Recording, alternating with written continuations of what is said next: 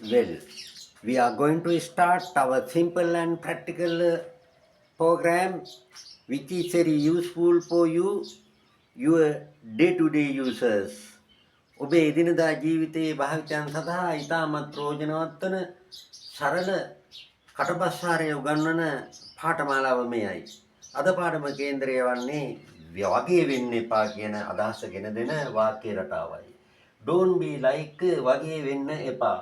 Don't be like a suckling කිරිසප්පෙක් වෙන්න එපා. සක් කියන්නේ උරනවා කියන ක්‍රියාපදය, suckling කියන්නේ කිරි නොවැරූ බිලිඳා කියන අදහස දෙන බව dictionary පවා ඔප්පු කරනවා.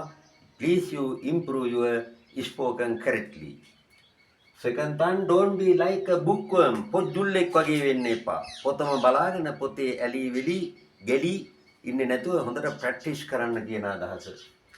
Don't be like a rat snake. ගැරන්ඩියෙක් වගේ වෙන්න එපා. rat කියන්නේ මීයා, snake කියන්නේ සර්පයා, rat snake කියන්නේ සැබවින්ම ගැරන්ඩියා කියන noun එක.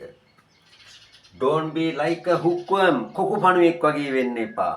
hook කියන්නේ කොක්ක, worm කියන්නේ පණුවා, hookworm කියන්නේ කොකු පණුවාට. Don't be like a greedy girl. කෑදර ගෑනු ළමෙක් වෙන්න එපා. Don't be like a greedy girl. කෑදර ගෑනු ළමෙක් වගේ වෙන්න එපා. Don't be like a talkative girl. කටකාර ගෑනු ළමෙක් වගේ වෙන්න එපා. ආදරණීය දුවේ පුතේ වගේ වෙන්න එපා කියන පැටර්න් එක මෙයයි.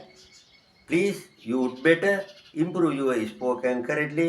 I will help you. See you next video. Bye.